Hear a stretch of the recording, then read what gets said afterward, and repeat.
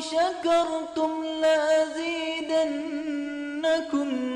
ولئن كفرتم إن عذابي لشديد.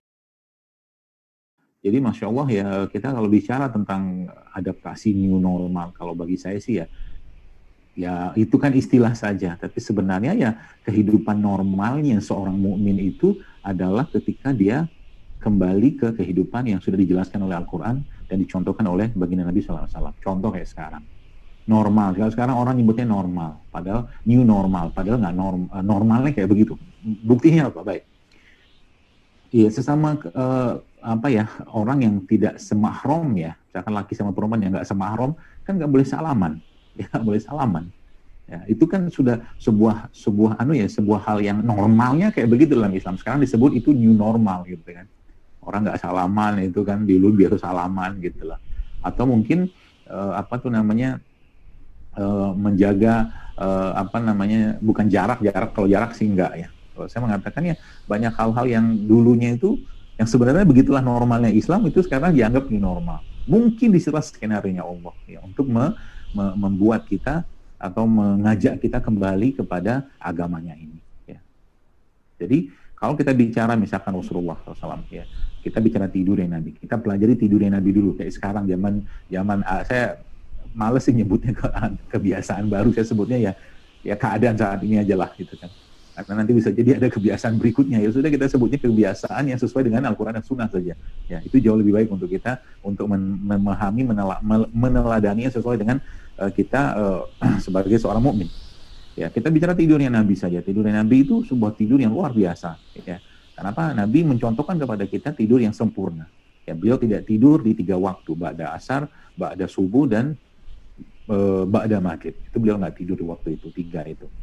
Jadi tidurnya beliau seperti apa? Ya sebelum zuhur dan sesudah zuhur. Itu pun sedikit ya. Kemudian nanti beliau tidur ba'da isya, nanti malam bangun lagi. Kemudian antara azan subuh dan qomat subuh itu beliau tidur sebentar. Ya, beliau tidur sebentar. Itu tidurnya Nabi kayak begitu.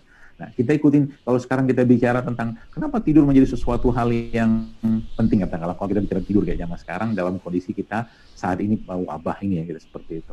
Maka saya katakan bahwa Masya Allah ya, tidur itu sebuah karunia yang sangat luar biasa besar dari Allah untuk menyehatkan badan kita. Ya, menyehatkan. Ya, kenapa menyehatkan? Karena beberapa riset pun menyebutkan bahwa orang-orang yang kurang tidur, ya, itu ternyata associated, berhubungan dengan resiko terkena kanker, sampai ke kanker. Kenapa? Karena memang tidur atau malam adalah waktu yang diperuntukkan Allah untuk membersihkan tubuh kita atau menyegarkan tubuh kita kembali. Subhanallah ya. Itu tidur ya, baru tidur. Yang kita bicara makan. Setelah tidur apa lagi ya? Ya katakanlah sholat ya, sholat. Ini kayak zaman sekarang ini yang sebenarnya kalau boleh saya katakan kalau seandainya umat Islam kembali ke Al-Quran dan Sunnah baginda Nabi SAW, maka sebenarnya problem ini akan selesai sebenarnya. Kenapa kita nggak selesai? Karena masih katakanlah kita bukan berjibaku sih, berkutak-atik dengan hal-hal yang bersifat kecemasan, was-was segala macam. Bapak Ibu sekalian, ya, saya harus katakan bahwa dengan atau tanpa wabah ini, ya kita pasti akan mati gitu loh. Ya, kita pasti akan mati. Ya.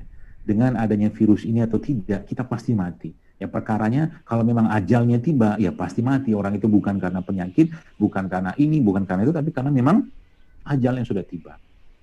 Ya, jadi itu keyakinan. Ya, makanya Allah sudah jelaskan dalam Al-Quran, wasta'inu bis-sabri was-shalah. Jadi mintalah pertolongan dengan sabar dan sholat.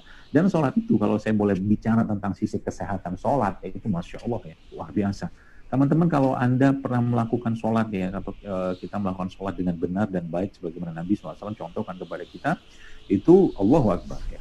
Saya katakan Allahu Akbar, kenapa? Sholat itu stretching tanda kutip dan relax yang paling baik. Jadi kayak sekarang ini, ya mumpung katakanlah masjid juga belum normal-normal banget gitu kan, ya kita perbanyak sholat-sholat sunnah ya.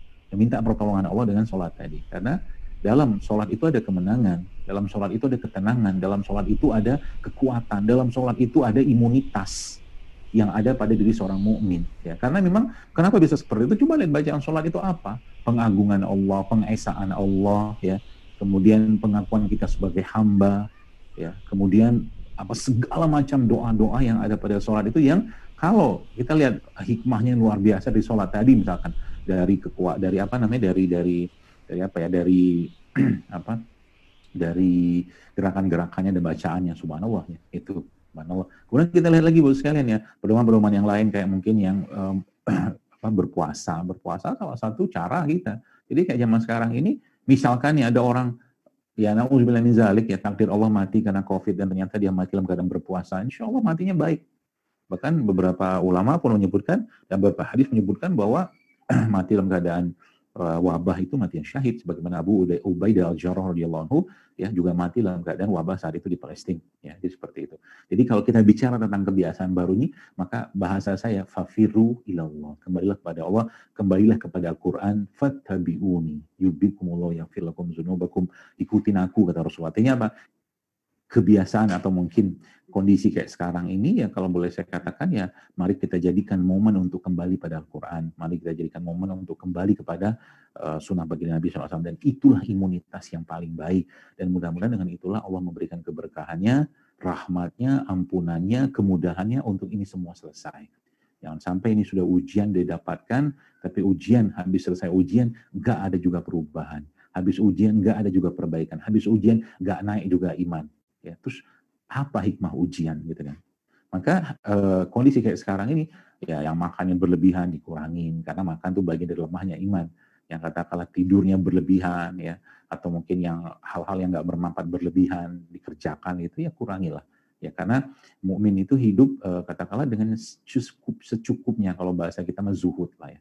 Zuhud itu maksudnya bukan kita meninggalkan dunia, bukan pakaian compang-camping, bukan. Tapi kita menjadikan akhirat itu ada di dalam hati kita. Menjadikan pertemuan dengan Allah itu sebagai tujuan tertinggi kita. Ya, itulah zuhud. Ya, kalau orang sudah zuhud itu, maka ya hal-hal duniawi itu tidak akan terlalu meresahkannya, karena toh kita akan mati dan kehidupan yang paling kekal nanti ada pada surga bersama Allah dan bersama Rasulullah dan orang-orang soleh. Allah alam bisawab. Mungkin itu sedikit materinya. Ya, mungkin kita lanjutkan dengan tanya jawab saja. Mudah-mudahan bermanfaat. Saya kembalikan lagi pada moderator. Ini ada pertanyaan pertama, apa saja ramuan herbal untuk meningkatkan imun atau mencegah corona? Ini sebenarnya sudah sangat sering kita bahas ya. Kalau teman-teman sempat baca postingan saya yang terakhir kemarin itu, yang apa? Yang POS itu ya, Power of Six itu. Di situ ada jahe, ada kunyit, ada serai ya, ada apa lagi itu ya? Ada kayu manis ya, ada temulawak. Nah, itu minumlah itu. Jadi kalau saya kayak sekarang ini ya, teman-teman apa tuh namanya, kalau judulnya ingin meningkatkan imunitas ya dengan ciptaan Allah ya, apa yang Allah ciptakan atau produknya ya, maka salah satu caranya adalah itu ya, itu yang tadi ada baca di postingan saya yang terakhir, yang ada POS itu, ramuan Power of Six, yaitu dari 6 apa tuh namanya, 6 jenis rempah rimpang yang sangat luar biasa powerfulnya untuk meningkatkan kekebalan tubuh. Di samping itu ya madu, kurma, habatus sauda, madu, kurma, habatus sauda jangan pernah tinggal tiap hari. Itu mungkin saran saya. Wallahu a'lam. ربنا ما خلقت هذا باطلا سبحانك فقنا عذاب النار